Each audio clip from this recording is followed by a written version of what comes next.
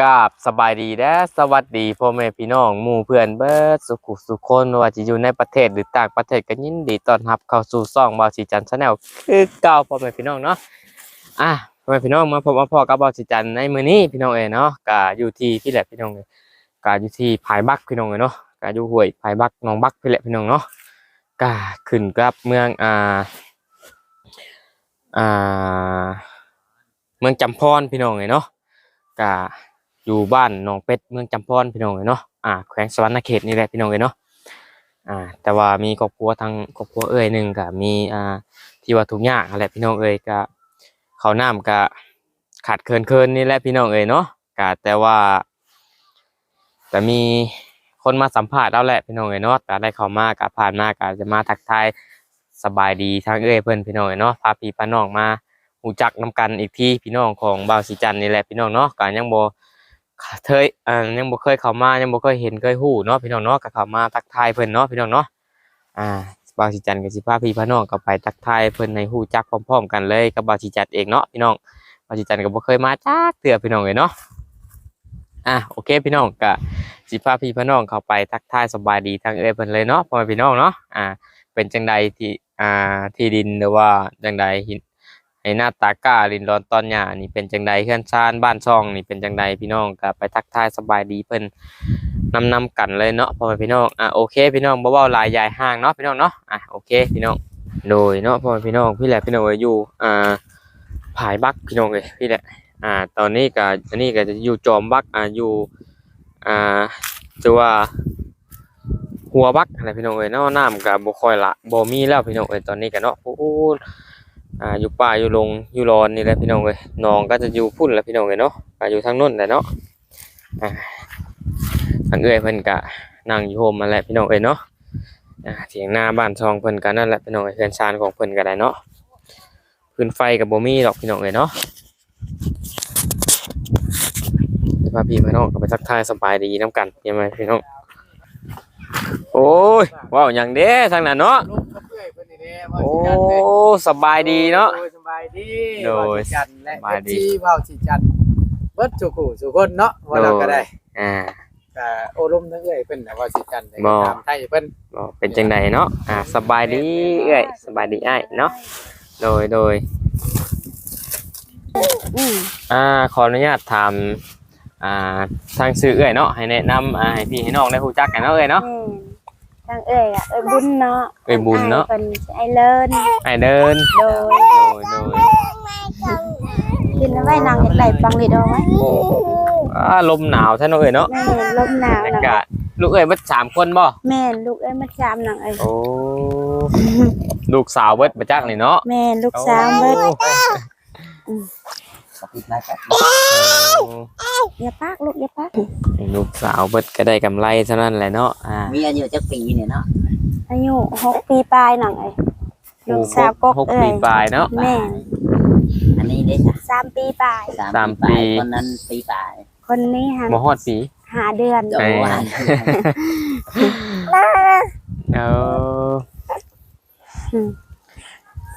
กำลังเป็นตาหักเนาะพี่น้องสิเหียมาแล้วลูกนี่ไม่จ้ะแต่ละมื้อแต่ละวันไปเฮ็ดหยังในชีวิตประจำวันนี่ชีวิตประจำวันของคือหาแย่ไข่มดแดงสอนเนื้อสอนกุ้งขายหนังโอ้เพราะว่าอาชีพของหนังแย่ไข่มดแดงสอนกุ้งสอนปูสอนปลาขายโอ้ก็พอได้อยู่บ่ล่ะบางมื้อก็ได้หนังบางมื้อก็บ่ได้โอ้ได้บางมื้อก็บ่หลายแต่ให้ลูกกินถ้าได้หลายก็ได้ไปขายไปขายนี่ขายอยู่ไสขายไปขายทางบ้านน้องเบ็ดทางบ้านน้องเป็ดและบ่อนไปพุ่นบ่แม่นบ่อนกับเจ้านั่งขายนี่เอาไปขายอยู่พุ่นแหละนางได้หลายบ่ขายแต่ละเทื่อนี่แต่ละเทื่อบางมื้อก็40 50บางมื้อก็20 30นางย่างผ้าลูกตากแดดย่างออกไปนางไปฮอดมองขายแล้วก็พอได้ซื้อข้าวซื้อน้ำแม่พอได้ซื้อมักพริกเป็นนัวซื้อข้าวซื้อน้ำกินใช้จ่ายนี่แหละเนาะในครอบครัวว่าซั่นซะบัดทางอ้ายไปอ้ายก็หาปูหาปลาไปซอยกันหาก็พอได้อยู่บ่พอได้อยู่แต่ว่าเมื่อยังที่ว่ามันบ่ขึ้นก็บ่ บ่ได้อาศัยแต่ยามมันขึ้นนะ โอ้ยหาแต่ปูแต่ปลาอย่างเดียวบ่อย่างอื่นเฮ็ดอยู่บ่อาชีพเสริมอยู่ไหน ก็ว่าเผาทานเบิ่งอะนะ โอ้ กำลังเริ่มสิเฮ็ดนะ กำลังเริ่มเนาะ หาปลาไปบัดน้ำมันถดบกเนาะ โอ้ แล้วบัดนี้มันก็บ่สู้ถึกปานใด โอ้ ก็ยากแน่แหละก็ว่าสิเผาทานเป็นอาชีพเสริมใส่ โอ้มีไม้มีตอกอยู่กับใครดอกน้อย แม่น เอาไป ไม่ เผา ก็ขอน้ำไม้น้ำลุงไปนะครับ โอ้ เพิ่นให้เพิ่นเพราะว่าเพิ่นเฮ็ดให้เด้ โอ้ ปลูกมันเพิ่นบักลงมาก็ขอน้ำเพิ่นน่ะนะ โดยคือว่าให้หน้าตะกร้านี่บ่มีบ่ บ่มีน้อยให้หน้าตะกร้าก็2ให้อยู่ภูอยู่ภาคสวนนี่ไปหน้อยหนึงนี่นะ โอ้ฝากชวนไป แม่น เฮ็ดแต่ละปีก็ถ้าว่ามีปุ๋ยใส่ก็พอได้อยู่ถ้าว่าบ่มีปุ๋ยใส่ก็คือว่านะได้เดือนละ7 สอบหรือว่าเดือน5 สอบอย่างบ่เป็นแท้อย่างบ่งามแท้ มันก็บ่พอ เถื่อ ได้กิน แม่น เดือน7ชอบ5ชอบเนาะ แม่น มันก็บ่พอได้ แม่นสิได้จำได้เนาะ แม่นนะแต่เฮ็ดได้นะเอ้ยบ่มีให้หน้าตะกร้ากว้างคือเพิ่นแล้วก็เฮ็ดไปแม่นจำเป็นและเฮ็ด ก็ ได้ บ่กุ้มกินแหล้วเนาะ แม่น แท้ บ่แม่น ทั้งเอ้ยทั้งอ้ายนี่เป็นคนอยู่บ้านนี่บ่หรือว่ามาจากบ่งอื่นบ่หรือว่ามาใส่อยู่พี่มันเกิดเมืองนอนนี่ วันเกิดเมืองนอนอ้ายอะอยู่ดงยางเนาะ ลงเมืองยาง แม่นแล้วอันนี้นะมาอยู่น้ำหน้าอ้าย มันอยู่นาอ้าย แม่นแล้วพออยู่น้ำเพิ่นน่ะว่า โอ้ทางเมียเด้ ทางเอื้อยหันบ้านเกิดเมืองนอนเอื้อยอยู่เชฟปนนั่นเอ้ย โอ้ เอื้อยมาพบมาพอกับอ้ายเพิ่นก็เลยมาอยู่นํเพิ่น โอ้ ไปพ่อกันได้จังได๋ เอื้อยแต่กี้เอื้อยก็ไปเฮ็ดงาน โอ้ แล้วมาไปพอเพิ่นในห้องงานโรงเลื่อยนั่นเอ้ย โอ้ อยู่ซิวนัว อยู่ เช็ด ห หมั่ว แม่น ต่างคนต่างไปเฮ็ดเวียกเนาะ แม่น โอ้ เอื้อยก็อาชีพเอื้อยก็คือคนสหายชาวนาคือกันแต่ว่าพ่อแม่เอื้อยก็ทุกข์นั่นเอ้ยเพิ่นเฮ็ดให้แบบตามปูผ้า โอ้ ได้เอื้อยไปหาเฮ็ดงานพอได้ชื่อเขากินช้อยเพิ่น โดย เพิ่นก็ทุกข์คือกัน โดย แบบมาพบมาพอบอ้ายเจ้าก็จำกันนักไอ้บ่มีไผลดลื่นกัน ต่างคนต่างทุกข์ โดยโดย แล้วก็อาศัยมาอยู่น้ำลูกน้ำพัวถูกข์ก็เฮ็ดได้มักแล้วก็เอานัง เอา เอ้ย กันเนาะ แม่น เอากันมานี่ได้จักปีแล้วเนาะเอ้ยอ้าย เขา8 ปีที่นี่แหละนังเอ้ย 8 ปีนี่ แม่นเอ้าบ่ลิ้นลูกญาติกัน อื บ่ มบ่ลิ้นยังไงล่ะลูก ญาติพี่น้องเอ้ยญาติโป้กันละ อยู่ดีๆ เอ้ยน้อง อยู่ดี เออ ๆนะอ่ะ ยังสิเอาลูกอยู่บ่นี่ เอ้ยคิดในใจเอ้ยว่าพ่อแหละนังเอ้ย พ่อ โอ้ จำนี้ก็พ่อได้3 มัน มื้ มา อ อุ้มเลี้ยงเขา แบบ นี่ ว่า ฮะก็ดิ้นรนให้ซ้ำให้ลูกใหญ่ โดย ไป เป็นซ้ำในตั้งซ้ำไปน้องใหญ่เลยเอ้ยก็ดีใจหนักเอ้ย โนย เพราะว่าสิเอาต่อไปบัดอิหยังเฮายังบ่มีให้ลูกนะเอ้ยเฮือนชั้นบ้านสองที่ดินที่ดอนยังบ่มีให้ลูกเลย สั่งก่อนเนาะ เอา สั่ง แม่น ตาก่อนลูกใหญ่ แม่น แล้วก็หาเงินหาคำมาสั่งตาให้ แม่น เพื่อว่าอนาคตลูกต่อไปเนาะ แม่น โนย ถ้าสิเอาลูกเลยบัด ทางเฮือนเอ้ยก็มาปลุกนี่ถึงแล้วบ่ เอ้ยฮะก็มาปลูกปีนี้นะเอ้ย โอ้ ถ้าเอ้ยปลูกเฮือนปีนี้ก็เพราะว่าทางบ่าวเพิ่นเอาเงินมาให้เอ้ยเนาะทางผู้ใหญ่ใจะดีเพิ่นคิดเห็นแล้วเพิ่นฝากเงินให้เอ้ยเฮ็ดเฮือนใหม่เพิ่นว่า โอ้ทางเบา ทางเบาแสนบ่ให้เบาบ้านหยังก็อยู่บ้านกุกวายหั่น เบาต้าบ่ แม่นเบาตาเบา เบา จิต ต้า เนาะ แม่น ทางเบาตาเบาจิตเพิ่นเนาะ โอ้ เพิ่น เก็บเงินตัวผู้ใหญ่ใจะดีเพิ่นฝากมาให้แล้วมาให้เอ้ยเพิ่นว่าเอ้ยเฮ็ดเฮือนอยู่เด้อเพิ่นว่าเอ้ยบ่มีเงินอยู่แล้วเอ้ยก็เอาเงินจำนวนนั้นไปเฮ็ดเฮือนอยู่น้องเอ้ย โอ้ฟืนไฟก็ยังบ่มี นี่ทั้งฟืนไฟก็ทั้งเบา บ่จัน เบาจันเพิ่นซื้อมาให้แผ่นชิ้นละเจ้าน้อยเนาะพอได้ให้เอ้ยใจ โอ้ เพิ่นว่า ใส่โซล่าร์เซลล์ นี่ โดย เพิ่นยันเอ้ยกลางค่ำกลางคืนก็เอ้ยบ่เห็นห้องได้ลูกน้อยเพิ่นว่า โอ้แม่นเลยก็ลำบากอยู่แล้วเนาะลูกน้อย แม่ก็ลำบาก มันมืด เอ้ย บ่เห็นหุ่งก็โอ้ยลำบากเลยพี่น้องเอ้ย นี่ บัดน้ำในนี่ซะ น้ำในน้ำกินเอ้ยไปหาพูนแหละอยู่น้ำดงน้ำดอนนั่นแหละน้ำออกบ่อนังเอ้ยแบบเป็นน้ำคำเลย น้ำคำน้ำสร้างนี่แหละเนาะ แม่ เขา น้ำ ขุดมันออกบ่อ แม่เขาขุดมันออกบ่อน้ำใจเอ้ยก็ลงไปหาบน้ำนองนั่นแหละ โอ้ นั่นแหละ จะไหนกันน้ำยับลงไปฝุ่นเอ้ยกันยับไปเรื่อยๆคือกันนั่นแหละ โอ้ถ้าบกลงไปเรื่อยๆกันยับลงไปเรื่อย แม่น แต่ละปีมันก็บกลงเรื่อย แม่น้อง เฮียรถไปบ่ได้แล้วท่าน ๆ น้ำท่วมเบิด น้ำท่วมหมดคือว่าหน้าฝนนี่สิท่วมหมดแถวนี้เนาะ แม่นมาฮอดนี่แหละนางเอ้ยเชิงน้ำมาฮอด สิ นี่ มานี่ แม่น บัดทางเจ้าสิขามาได้ในจ้ะ เอ้ยขี้เหือถ้าสิข้ามไปพุ่นเอ้ยทั้งขี้เหือ โอ้ ถ้าย่าน เบาแซนเพิ่นมากอ่ะขี้เหือมากอ่ะหลายเทื่อ โอ้ เคยเห็นอยู่ ก็เห็นบ่บ่มอย เคยเห็นแต่เฮือนี่เฮือทางง่ายทางไหน เทื่อเขาเบิด เหือเป็นเหือเขามาหาปูปลาได้น้องแต่เพิ่นมาจอดเมียนในนี่แหละให้พวกอ้ายพวกเอ้ยเบิ่งเลยเพิ่นว่าสิขี่ก็ขี่เพิ่นว่าแต่บ่ให้เฮ็ดเชียร์เพิ่นว่า โดยมาผากไว้เว้าง่ายซะเนาะ แม่น ขี่ก็ขี่ข้ามไปข้ามมาเนาะ แม่น โอ้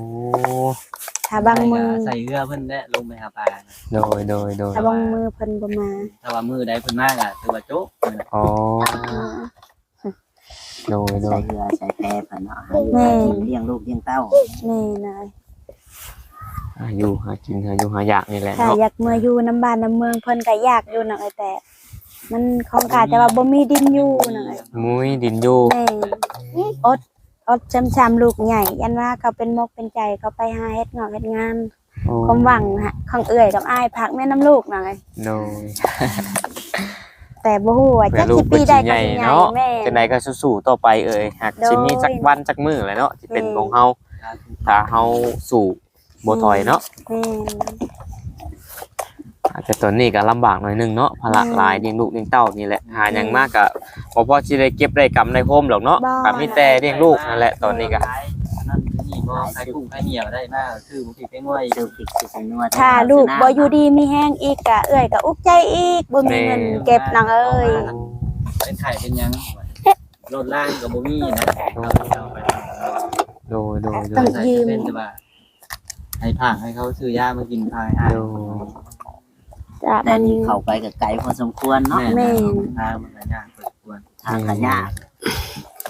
ผ่านป่าผ่านดงมา แม่ถ้าเอ้ยเอาไปขายเอ้ยก็ฮุบลูกฮุบเต้าเอาไปขาย ออกไปเบิดเลย แม่ 3คนนี่ แม่นเขาย่างจองคนเอ้ยน้อง อ๋อ คนนี้หาเจ๊เอ้า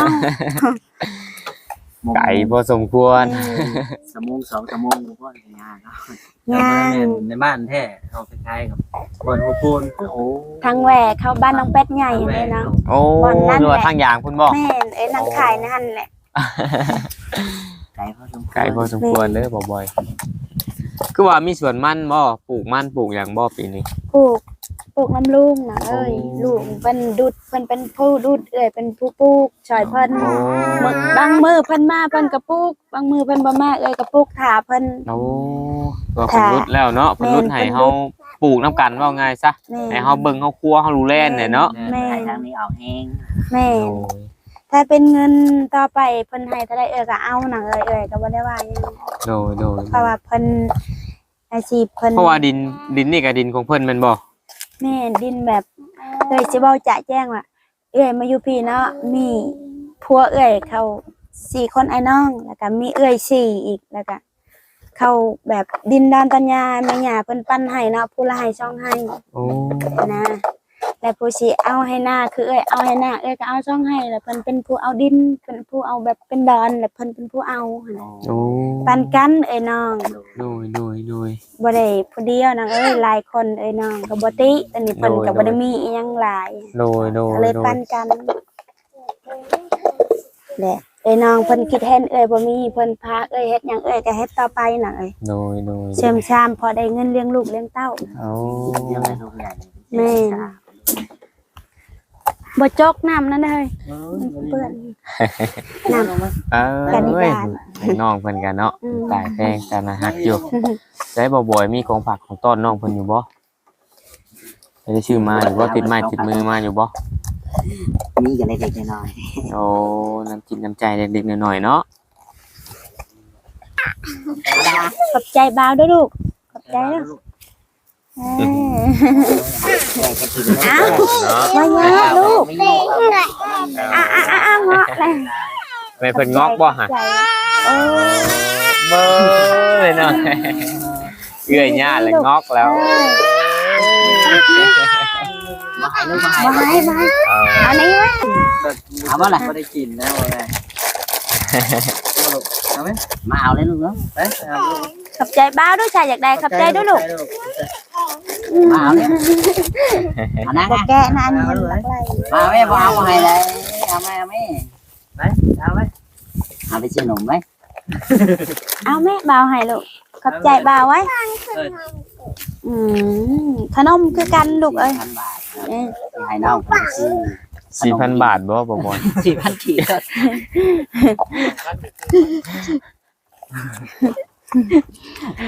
โดย อ้าว อ๋อ ปันกันเด้อพอได้ซื้อขนมมาก็บ่มี ได้เลย โอ้บ่เป็นหยังนังเอ้ย ได้เลย เด้อก็ขอบใจนางหลายๆเด้อ โดย ยา ให้พวกน้องหันอยู่ดีมีแห้งนังเอ้ย โดยเนาะสาธุ นั่งลงดีๆกันน่ะบ่าวบ่ซื้อขนมให้กินได้ดื้อดื้อเด้อก ระสั้นกะทางน้องกะสิขอตัวกลับก่อนเด้อเอ้ยเด้อ โดยนะ โดยเนาะถ้าได้มีข่าวดีกะสิมาใหม่เนาะเอ้ยเนาะ โดยขอบใจหลายๆนางเอ้ยให้ โด พ ยว ก เนาะ น้องหันอยู่ดีมีแห้งเด้อนางเด้อปรารถนาสิ่งใดก็ของน้องได้สิ่งนั้นเด้อนางเด้อ โดยเนาะ สา สา ธุ ธุโอเคเนาะพ่อพี่น้องกะมื้อนี้ก็ได้เข้ามาหาทางครอบครัวของเอ้ยบุญพี่น้องเอ้ยเนาะเอ้ยบุญไอเลินเนาะพี่น้องกะเพิ่นกะขาดเกินทุกอย่างอยู่พี่น้องเอ้ยเนาะขาดเกินข้าวน้ำกะตำปลากะขาดพี่น้องเอ้ยพื้นไฟกะบ่มีนั่นแหละกะพี่แหละพี่น้องเอ้ยเพิ่นก็มาอยู่ปุกเฮือนหรือว่าปุกนากะแม่นเนาะพี่น้องเป็นทั้งนาทั้งเฮือนกะมาอาศัยอยู่ดินของลุงของไอเลินพี่น้องเอ้ยเนาะกะอยู่หัววักพี่แหละพี่น้องเอ้ยสำหรับมี FC หรือว่าผู้ใหญ่ท่านใดที่อยากจะซอยเหลือทางครอบครัวของเอื้อยและอ้ายเพิ่นหาที่ดินตอนดินร้อนตอนหญ้าให้กะทางบ้านกะติดต่อเข้ามาได้เนาะพ่อแม่พี่น้องกะติดต่อเข้ามาหาว่าสิจันได้พี่น้องเอ้ยยินดีเป็นสะพานบุญให้พี่ให้น้อง